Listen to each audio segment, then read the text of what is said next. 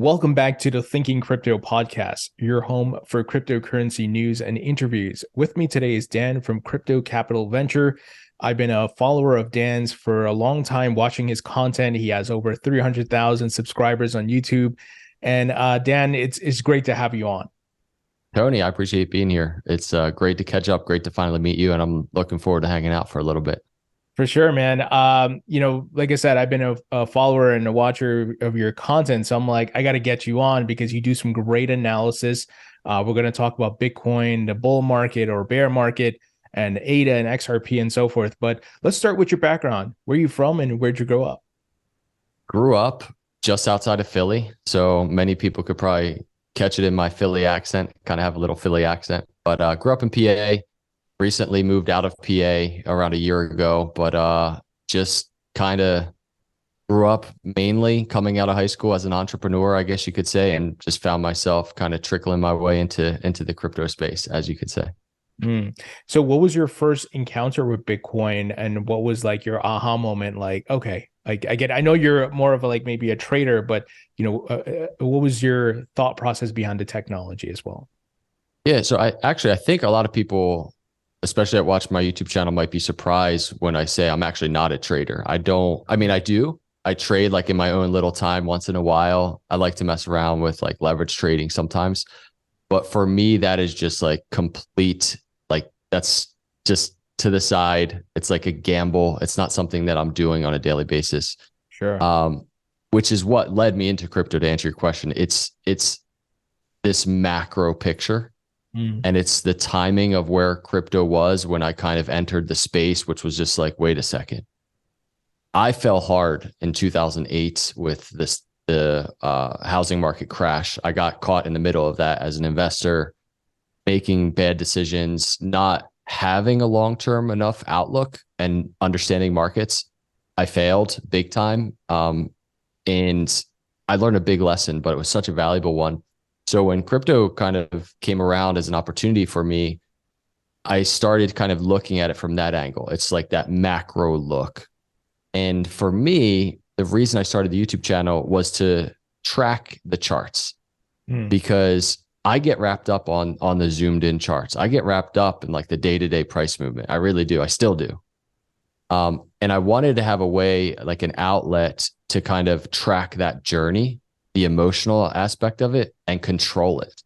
So for me, I wanted to really start reading the charts from a data perspective, data driven, and really translate how that applies to the macro, the important piece of it for me, which is that long-term investor mindset. So that's essentially kind of what got me started. I do a lot of zoomed in technical analysis, but it's not because I'm a trader. It's because I want to see, hey, is the data on pace? When you look at the micro and we're kind of going through this volatile, crazy journey, is it consistent historically with what happened in previous cycles? And then you just start zooming out on the charts and you start, wow, this story is really consistent and it's on pace. And that's kind of like what I've been tracking on my YouTube channel. Well, you do a great job of it, man. How did you learn technical analysis and chart analysis and so forth? Was it through a course, through reading books? How did you learn that? Just myself. It was totally online, trial and error, finding consistencies in what I've learned, and also finding my own type of applications to the charts. The thing is that the charts are open to anybody for interpretation. It's 100% just data. There's no exact right way to do it, and there's no exact wrong way to do it. I would say a big influence for me was Bolkowski. He has a great website, thepatternSite.com. I've learned a ton just of basics from him. And then taking those rules that he's come up with on his own through a lot of trading, I've kind of just applied it in my own little way to the crypto charts. I think crypto moves a little differently in terms of like, especially shorter term moves than maybe traditional markets do. So I kind of adjust for that. But yeah, I mean, just teaching, learning myself, just like mostly anything else in life. For sure. And then part of your business is not just a YouTube, but there's a recruiting aspect to it. Can you tell us about that? Yeah, so the recruiting aspect is essentially what got me into crypto. I was running a recruiting firm with a business partner of mine at the time. And it was 2017. We were recruiting for startups. And he was like, hey, let's recruit for crypto, like a crypto startup. What do you think about that? And I was like, I mean, sure. I knew really not much of anything about crypto. I bought Bitcoin prior and it went crazy. I sold it and I was like, it didn't convince me then. Like I wasn't on the crypto boat yet.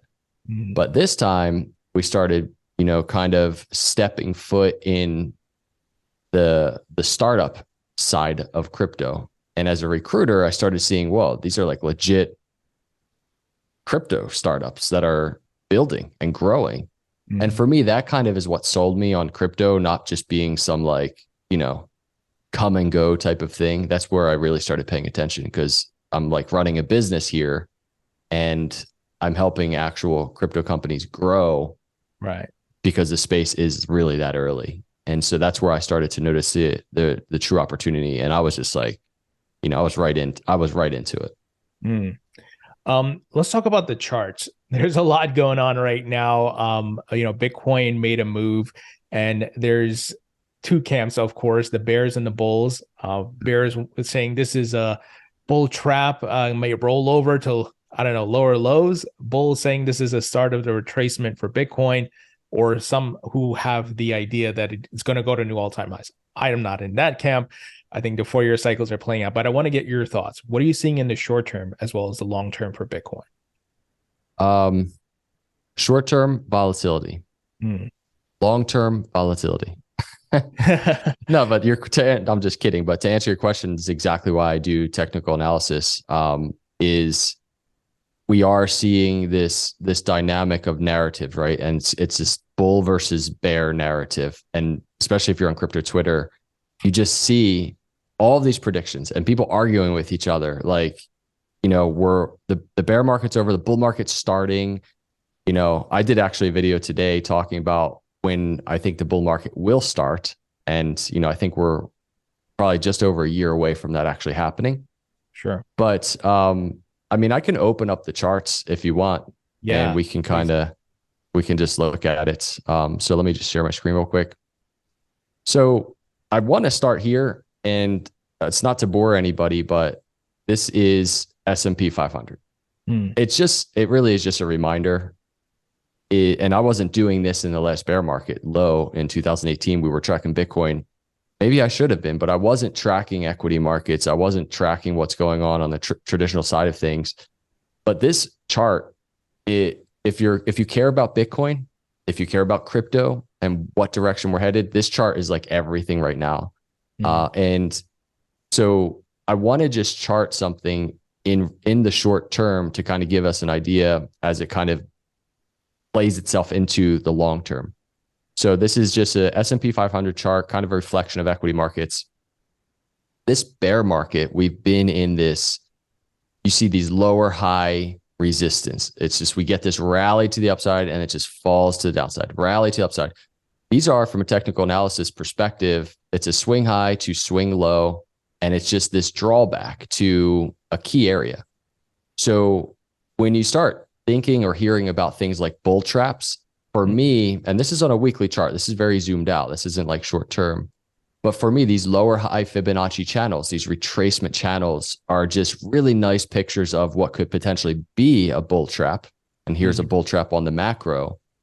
And it could also be just an area of bullish confirmation, meaning when does this pattern of lower highs stop happening, right?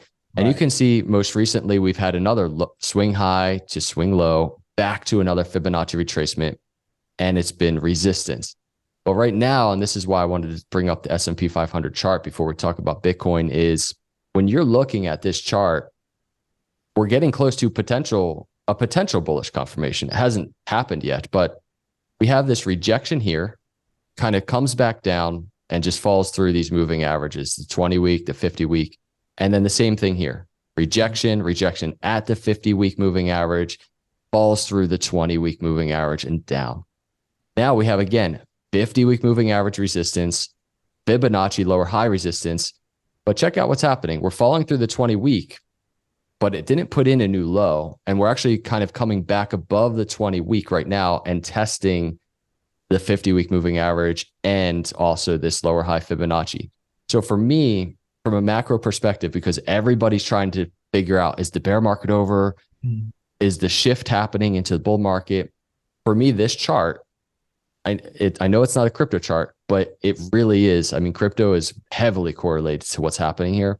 Right. So if all of a sudden we get this breakout, this is going to be a macro shift for just equity markets potentially. And there could be a lot of volatility along that way too, but we start putting in these higher lows, right? So we have this swing low, the bottom potentially being in back here in October, and we start getting the macro shift. This is so applicable to the Bitcoin charts because when we go to a Bitcoin chart, and here it is on the weekly, we see Bitcoin has just lived through another bear market from swing high to kind of where it is right now. It's been 427 days. And for context, it was around 476 days in the last bear market before it fell all the way down below a macro Fibonacci retracement, a bottoming range that I like to say is for Bitcoin.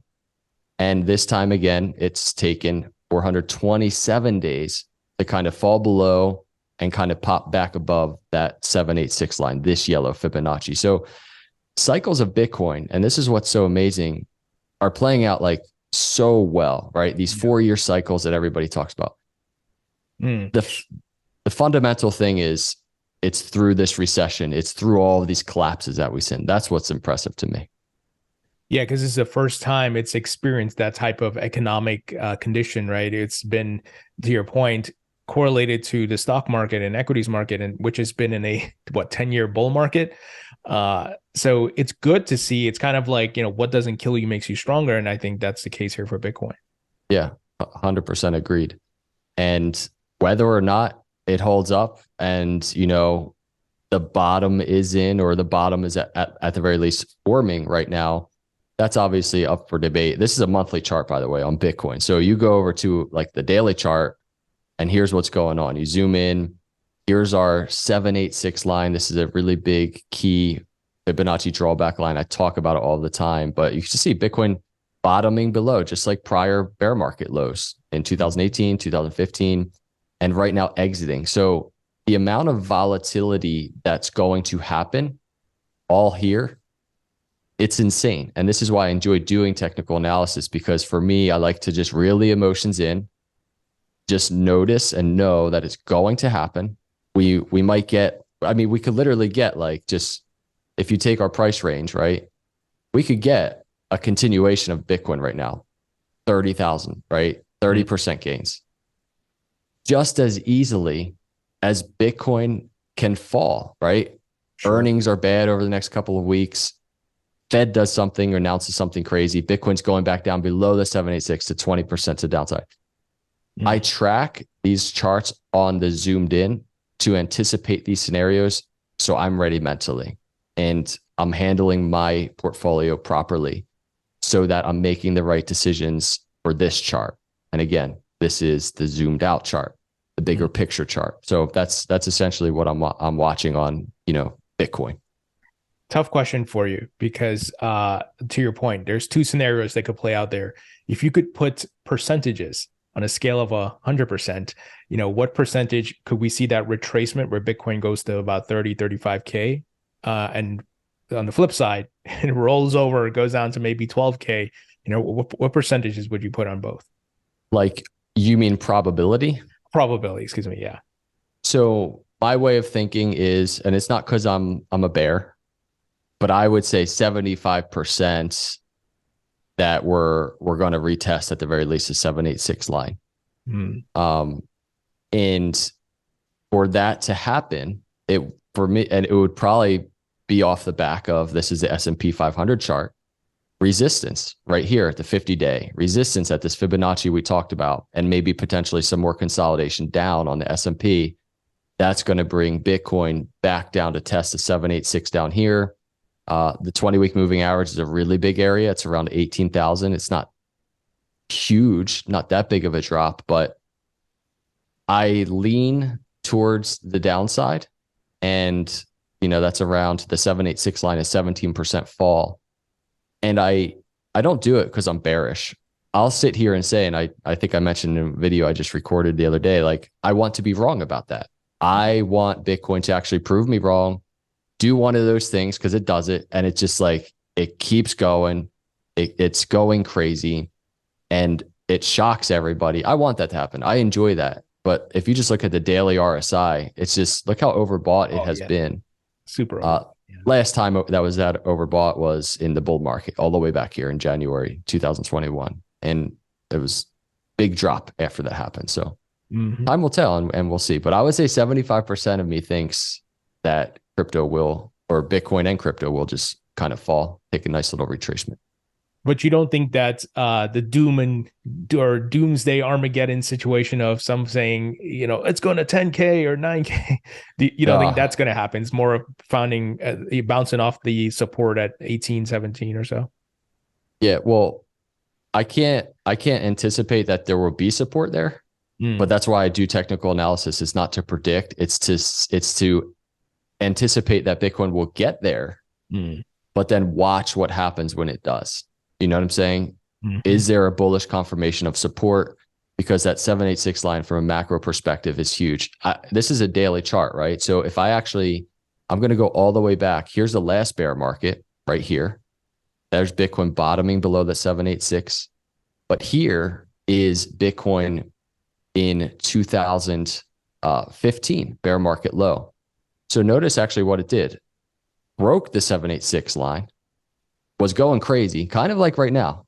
Sure. And actually did retrace to that 786. So if it does retrace now, this is the move I'd be looking for. Just a beautiful, just nice bounce of support, higher low off of that area. But I sit here, I have no idea if it's going to happen, what's going to happen. I just know that I'm anticipating that move, and I want to see what does happen. Sure. So let's say the Fed and all these macroeconomic factors come to a resolution by the middle of this year. The Fed pauses rate hikes, inflation is under control, and I put that in quotation marks here, right? And then the markets start to rip a bit, not to new all-time highs, but just off, okay, we're out of the storm a bit. And the equities markets start moving up. Do you think Bitcoin could do its retracement there a la 2019, right? Going to the 35,000 range, then roll over again and maybe move sideways into 2024 to the halving. Is that a plausible scenario? Yeah, I really do think I think it's the most likely scenario. So just like I'm taking the last bear market low back here in 2018 to bull market high, and I should have probably charted this to start, but this is what that retracement, the 786 line is. It's to a macro Fibonacci 786. But just like we're doing that from bear market low to bull market high, what I also do, and this was so fun in the last bull market, is we take bull market high to bear market low, and we wait for the bull market doors. And this is Bitcoin entering the bull market. So I remember doing the video in November 2020, Bitcoin entering the bull market doors and breaking the bull market doors. It was very fun because we waited so long. But that's kind of where we are now. It's bull market high to bear market low so far. And here are the bull market doors. This is this macro area where we're waiting for Bitcoin to break above. And I think, as previous bull markets, I don't think we're going to break it until after 2024 halving. This is what happened in 2020. And if you look back, it's actually also when it broke those doors all the way back here in, I don't know exactly where the doors are on this chart, but it was post 2016 halving. So that's what I'm waiting for. And along the way, of course, I mean, you can just take a bars pattern from the last bear market low to that crazy gain Bitcoin had, place it on the chart now, and you could see what could be potentially in store, right? Sure. Maybe we hit the bull market doors, and that's where the resistance is, and we're coming down for like another half a year or something. You know what I mean? So all speculation, of course, but I think it's going to be something like that, hopefully, without any type of pandemic playing into the new charts. Right. And hopefully no more black swan events, whether it be crypto related or just environmental, macroeconomic. Hopefully, Exactly. no of those issues. So a lot of people were predicting Bitcoin would go to $100,000 in the last bull market cycle. You had guys like Plan B with the stock to flow model. It didn't get there, but obviously it made new all-time highs. And if you bought the lows in 2018, you made money, right? What are you anticipating we could potentially see as far as a price point, as far as a new all-time high in the next cycle, 2024, 2025? So what I'll do is actually, I'm going to bring up this chart. I charted this in 2018. And you can actually see, actually, let me redo that. So you can actually see, let me try and zoom in a little bit. Where Bitcoin ends there is actually when I was charting it in 2018. And when I charted it, you see the 786 drawbacks that we've been talking about, those yellow lines. I had Bitcoin speculatively going to 90,000 based off of a couple different things. It didn't do that, right? It went to around 70,000. I'm not changing this chart because it's fun just to see, like, over the years, over the cycles, how close it plays out. But on the chart, you can just see I have Bitcoin going to, 281,000 in that next cycle high. And I'm gonna have to, as I sit here today, knowing what I know now, miss the mark on the 90,000, right? I think we were close, but still a ways away. And I think 281,000, that might be overshooting it even more, right? So Bitcoin might fall short even more than that. But I think for that next cycle, and if we go back to an actual chart here, we get out of here and we look at maybe changes to, let's look over here, monthly chart. We start saying, okay, there's a 2024 halving, the 200, I don't remember, what was the prediction on that chart? 281,000. 281,000, somewhere like right around here. Maybe that's a little overshooting it, but I think entering the bull market doors, say post 2024 halving, cruising to the upside. I really do think up into that 150, 170,000 range, I think is definitely a nice target for the next bull market high. I don't think it's going to go as parabolic as that chart I just showed you, but I think it's a very bullish target to have, 150, 175, keeping in mind, sure, like, it could be way too bullish. Maybe it only hits 100,000. For a lot of people, that's like, it's only a 5x for Bitcoin right now. That might not be good enough, but that's kind of where we pivot into the probably altcoin plays offering a little bit more upside opportunity. I'll take it, man. I've been accumulating Bitcoin since 2016, so I'll take it. It Right? wouldn't be too shabby, right? Yeah, I'll take it. And of course, look, I'm diversified, so I hold all coins just like you. I hold Cardano, I hold XRP, Ethereum. So let's jump to the ADA chart because I know you're a fan of ADA. I follow a lot of your analysis there. What are you seeing, as far as the short term and possibly, for the next cycle, what price point we might see? Well, short term, I'll just zoom in real quick just to give an idea. I mean, it's been brutal for Cardano. It's just like the last bear market. It's been brutal, but Cardano's hitting its most recent kind of Fibonacci retracement again. Just this bull trap, you can say, swing high, the swing low, and you can see this channel, green channel, and just look how nicely I keep charting these, right? But look how nicely it just plays out. It's so consistent. And that's what makes kind of technical analysis exciting. But here's the resistance on Cardano, 36 to like 40 cents for ADA on this lower high. It's failed so far. A piece of bullish confirmation to really start putting in a potential shift from bear to bull would be, now that we got in the 20-day crossing above the 50-day here, would be a show of support somewhere above these moving averages, retest of this Fibonacci resistance, and breaking above. That's just pretty much a move we have not gotten the entire bear market. And if you go to a weekly chart, pretty confluent with that entire story is the 20-week moving average. You see this green line that has been pretty much the massive wall of resistance this entire bear market for ADA. So once that gets cracked, ADA starts separating a little bit. Doesn't mean the bull market's here, but for me, it means that huge ship of ADA is starting to finally make its slow turnaround to go the other direction. So that's kind of the biggest thing, simply put, that I'm watching on ADA right now. So quick question on that. We talked about Bitcoin's retracement, whether it happens in the next 2 months or it happens till later this year. The alts usually follow Bitcoin's move, so maybe we'll see ADA and the other alts pop off following Bitcoin's retracement.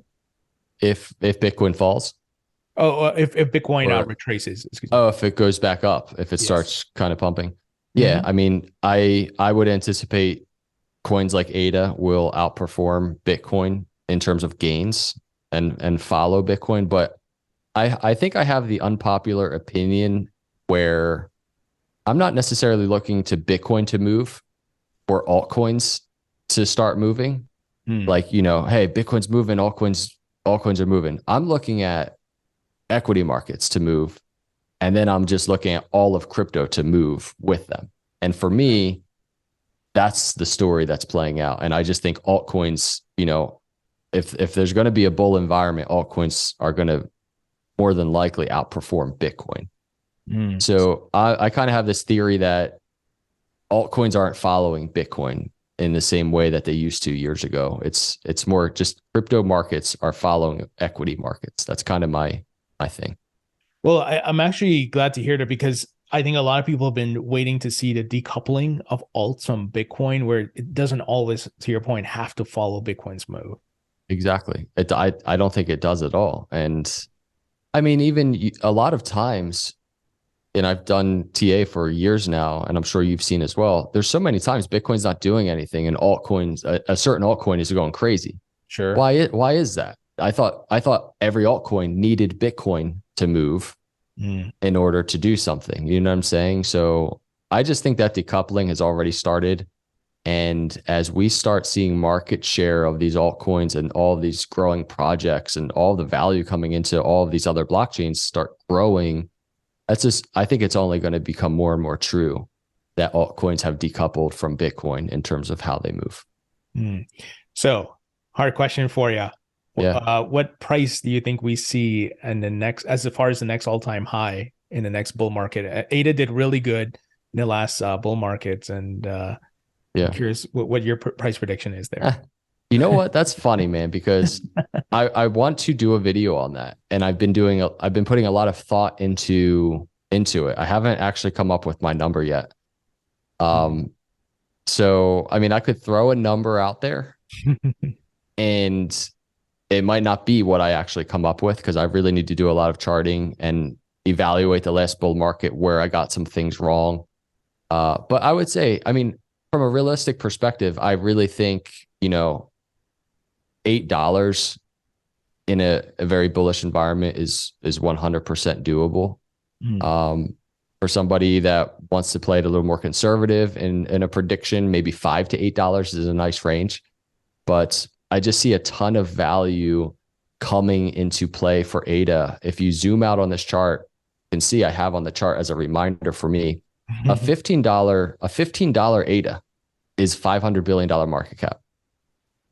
Now, Ethereum pretty much hit that already, right? Right. So for me, and I don't hate on Ethereum people or Ethereum. I'm not like that. And I want to see everybody win in this space. But for me, I think Cardano has just a brilliantly built blockchain with so much growth getting ready to happen. So anything Ethereum is accomplishing, I think Cardano will accomplish and more and better. I mean, look at the staking mechanism alone.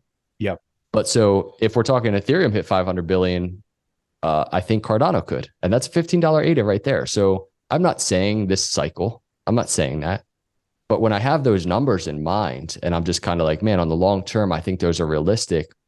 Well, in this next bull cycle, I think, $8 is definitely realistic. Ethereum did like double that in the last bull market. You know what I mean? That's my way of thinking, I guess.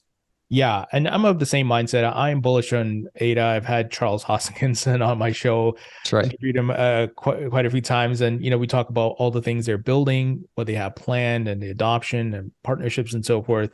So I'm of the same mindset that they can do really well, and those price predictions I think are not far fetched, are not outlandish. It's crazy to think about it. I mean, it's like sitting here at 33 cents. If it plays out, I mean, even if $5 plays out, it's amazing. I mean, those Oh, are yeah. amazing gains. So Let's talk XRP. Obviously, we have the Ripple lawsuit. A lot of people are, looking to this lawsuit with the SEC because based on the outcome, it could give a lot of clarity for the entire crypto industry. And then if that were to take place sometime this year, could that be a catalyst to drive the price up? Maybe the timing aligns with Bitcoin's retracement. Who knows? Or if alts are moving, but it could pop off by itself. What are your thoughts on what you're seeing? yeah, I mean, obviously, everything that's going on with this Ripple case, everything that XRP does on this chart, I mean, it is closely tied to that, right? And there's so much speculation. I had this article pulled up just because, this is John Deaton. He's a blockchain lawyer, but he said some people are confused about my prediction that the Ripple case doesn't settle until after Judge Torres renders a decision. A settlement could occur after, which would eliminate any potential jury trial and also eliminate any potential appeal. The reason I'm bringing that up isn't to like harp on the Ripple case or anything, but it's just to say like this type of speculation, and this is like a professional, very smart blockchain lawyer. He doesn't even really know what's going to happen. He's guessing. But Sure. all these guesses, the speculation, the headlines, the anticipation, the unknown of it all, it truly is playing into this chart. And this is the weekly on XRP. And so it's like a pressure cooker. That's all I see right here when I look at XRP right now. And I mean, it's pretty much obviously had this pump back here in September, but it's really been sideways since kind of May, June time. Sure. And it's just a pressure cooker. I think a lot of people are anticipating a decision maybe by the end of Q2, maybe sooner. And so what is that decision? And I have no idea. I'm hoping it's a very good outcome, not just for XRP, but for the crypto space Right. and crypto holders. But it's this pressure cooker, depending on the decision, the headline, when it drops, it could be at 3 a.m. in the morning when I'm sleeping or something, is going to explode to the upside, or I think just explode to the downside.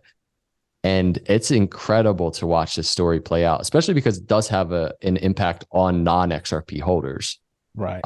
So I don't know, man. I do some TA on XRP sometimes, but I don't even think it's worth it as much because there is this underlining thing. The one thing I would want to say is the fact that it's down with everything going on, only around 80% right now. That's impressive. There's a bunch of altcoins that are down way more than that, and Ripple's in the middle of this big case that's playing into these charts. So yeah, to your point, being delisted from like every major US exchange, and you're still in the top 10 on the market cap list is really incredible. impressive. Yeah. So let's say let's dream a little bit here, and let's say Ripple wins this, right? And what are you expecting from the price of XRP in that scenario? Obviously, there's the downside, of course. That's a good question. I actually haven't thought much about it, so that's why I'm real quick. I'm going over to Coin Market Cap. Want to see so Coin Market Cap XRP sitting at around, what's their market cap? 19 billion, right? Mm-hmm. So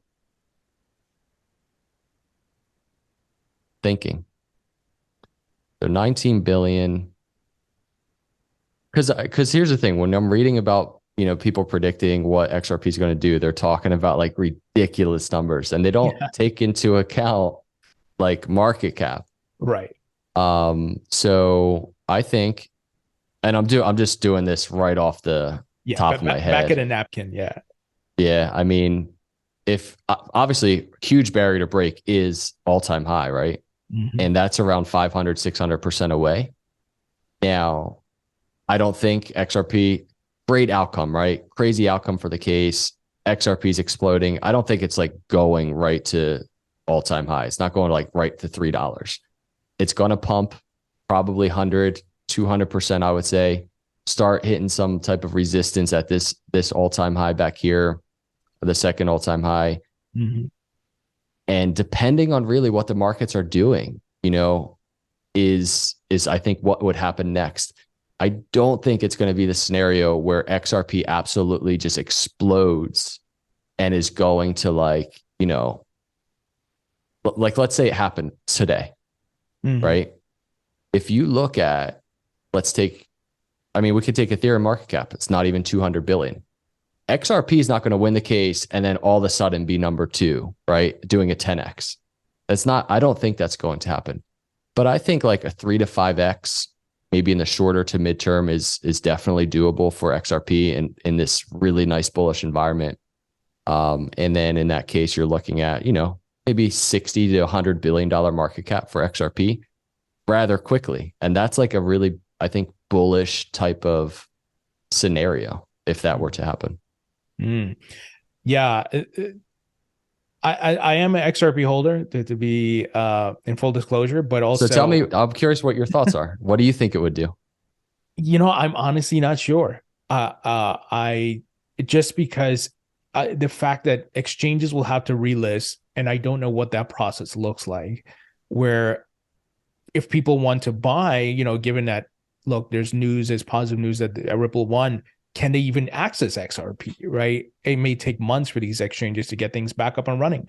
I don't know if they depleted their supply or who knows, right? And that's the tricky part. Yeah. There's the candle. Those are the candles XRP holders want to see. Yeah. It's basically like December 2017 vibes all over again. Boom. Right. You know what I mean? Blast off 1,000% gains in a couple months. Well, I made money off of that move in the late 2017, 2018, because I was buying at 15, 20 cents and it blasted off to $3, took some profits there. So one can only hope, but awesome. Yeah. I think though, to your point, the biggest thing here is Ripple gets a win. So these altcoins and projects have clarity, I think, and can push back on the SEC where needed. Yeah. Absolutely. And what that does to crypto, it could unlock a lot of gains for all of crypto value. So see. Let's talk about the last coin here, Ethereum. What are your thoughts there? Think we might see a 10K ETH in the next bull cycle? Man, Ethereum, I haven't even opened a chart. Look, I have it saved, a bunch of stuff saved. I don't even know what I was charting, but there's the 10,000. I haven't charted Ethereum in a while. I don't even know. Look, it's funny to go back and open a chart and see, like, what was I doing here? 287% gains to 5,000. It's interesting. But yeah, listen, I don't think, as much as I'm a fan of Cardano, like, I would not sit here and say Cardano's overtaking Ethereum in the next bull. Ethereum's going to start phasing out or anything like that. Ethereum's going to continue to grow, probably by epic proportions. So from my perspective, if we're looking at where Ethereum is right now, the 10,000, we're looking at 500% gains for something like that to happen.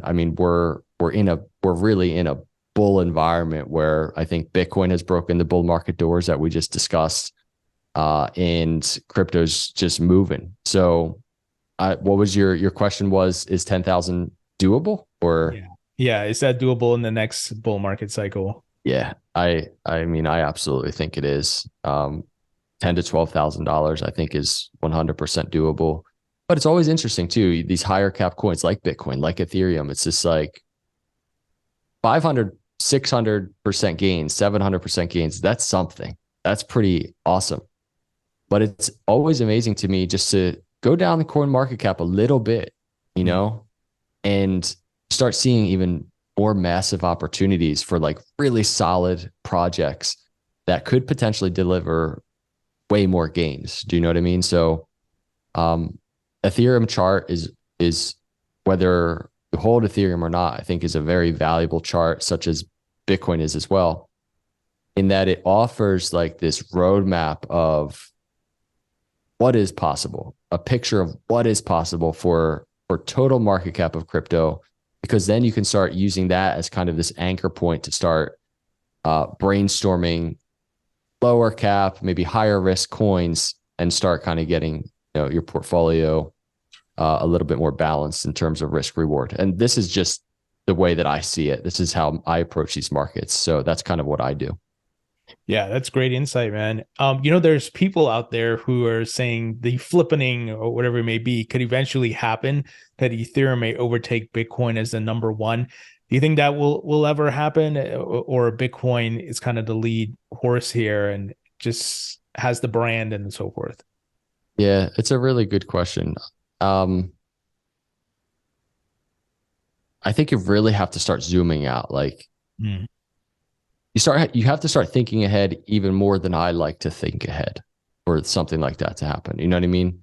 Like sure. the next 5 to 10 years, I don't think it's going to happen. Bitcoin, I think, is going to be, sitting there number one, doing its thing, growing in value like crazy. I mean, we're seeing governments just start, they're tweeting about it. You know what I mean? They're getting on board.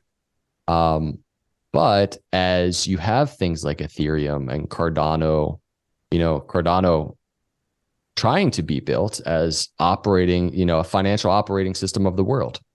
What if it achieves that? Or what if it's not Cardano? What if it's another blockchain that achieves that? You know what I'm saying? Sure. Then we could start entering this kind of area of a blockchain where trillions are coming into that blockchain as opposed to Bitcoin. And then it's like, oh man, let's see what that race looks like. You know what I mean? I don't know if you've ever seen those videos. People post them sometime about like, early internet where it was like AOL, right? Yeah. As a bar, AOL, MSN, Yahoo. Yahoo. And then it just goes through time and it shows you who's winning, who's losing. And all of a sudden you see like Google come onto the map and like these other companies. And then it's just like they start overtaking year by year. And then boom, they're like the Goliath in the space. Like, I think that's going to be what crypto charts look like in 20 years from now, or like a crypto graph. Bitcoin, it could potentially fall right from that number one spot, but it's going to be crazy interesting to see how that plays out. Mm. But again, I don't like to zoom that far out and think that far ahead into the future. Yeah, for sure. Especially when, you got to take profits along the way and adjust your portfolio accordingly. While we may have predictions and so forth, the book bear markets come and they're painful. So you got to take your profits and sometimes exit a coin, Yeah. just regain your initial investment or whatever it may be. Yeah. 100%. Okay, Dan, I got some wrap up questions here for you. Cool. Um, First is, if you could create your own metaverse, what would the theme be? The theme. Yeah, where would Dan escape to? Put the Oculus on. So number one, it would be tropical. I launched an NFT project. You may or may not have heard about it. There was some controversy around it, but I launched an NFT project called Coco Loco like a year and a half ago or so. Mhm. And the theme obviously was definitely tropical. And so metaverse wise, if I am ever to get involved in metaverse, I think I love the tropical vibes. I love the sun. I love the palm trees. Probably would be the theme. And I think, and it's something I've been brainstorming, is kind of like purpose Mm. of the metaverse, purpose for the metaverse. I have this thing where I want to bridge metaverse to the real world. And I want that to play into kind of, what we're trying to do in the real world at Crypto Capital Venture, which is we kind of partner with this place called Place of Hope. They help just trafficked kids, abused kids, abandoned kids and families. And they're making such big moves. I mean, they're housing families. And I would just love to see a metaverse being built where it's offering just value to the people that are in it. But then there's like this bridge from the metaverse to the real world, to something like Place of Hope, Mm. and it's like, I would love to see the metaverse grow as the city of Place of Hope is growing, and I don't know what that looks like, but you asked, and that's kind of where my head is at. And Sure. I don't know what kind of innovation or ideas that would take, but that would be cool. Very Something cool. like that. Yeah. I got some rapid fire questions here for you. Favorite food? Favorite food? A nice steak. Favorite musician or band? I don't really, I listen to so much different stuff. I like a lot of like just chill vibes, chill music, I guess. Favorite movie? It's a Wonderful Life. I was watching that over the holidays. Favorite book? Bible. And when you're not doing crypto capital venture, what are you doing for fun as a hobby? Just chilling with the wife and daughter. Honestly, we just love to be outside. I like writing, um, woodworking, and just honestly anything outside in the sun. Love it. Well, that's why you made that big move, right? From PA to Yeah, Florida. exactly. That's truly why. Yeah. Dan, pleasure, man. Really great stuff. Always love your and appreciate your content. Thank you for joining me. Appreciate you, Tony. Thank you for having me.